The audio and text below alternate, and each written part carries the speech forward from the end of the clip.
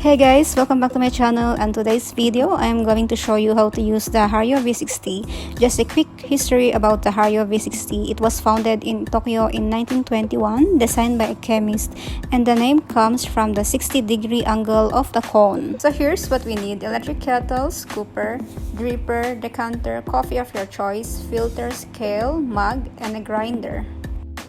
Fold the paper along the seams and place it in the cone.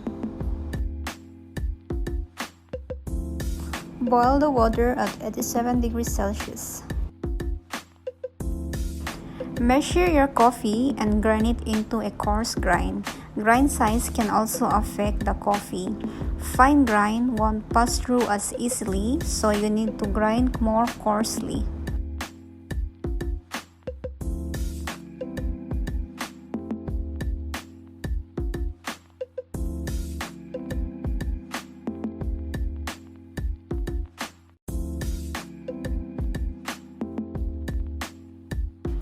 Rinsing the filter helps to remove the papery taste, but also heat the V60 and the server.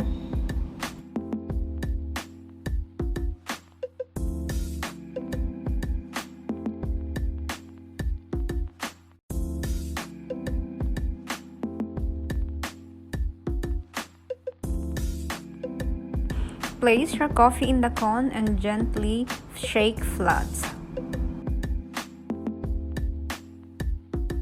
Start the timer. Pour in 60 grams of hot water covering all the coffees and let it bloom for 30 seconds.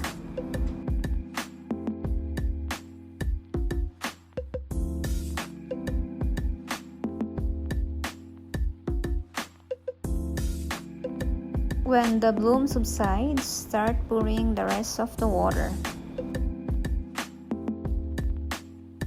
After 30 seconds, pour in 150 grams of hot water in a circular motion.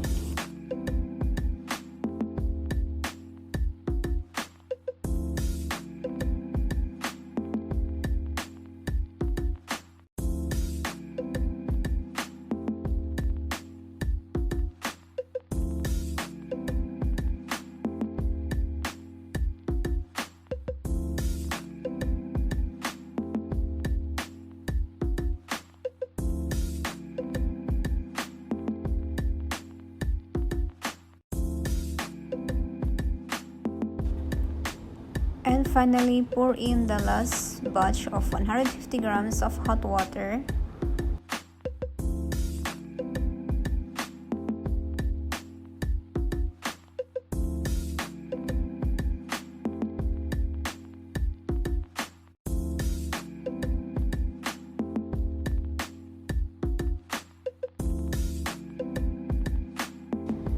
After pouring the last part of 150 grams of water, the total brew should be 360 grams.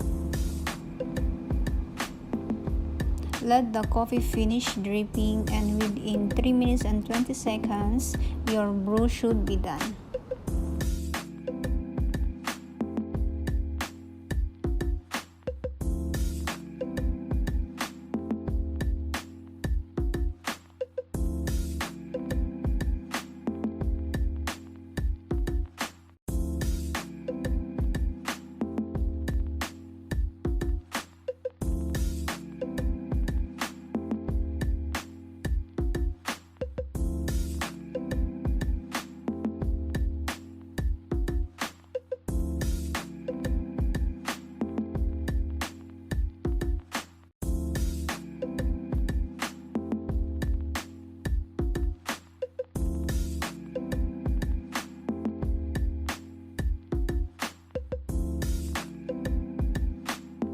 Once dripping has ceased, remove and discard the coffee grounds and paper filter.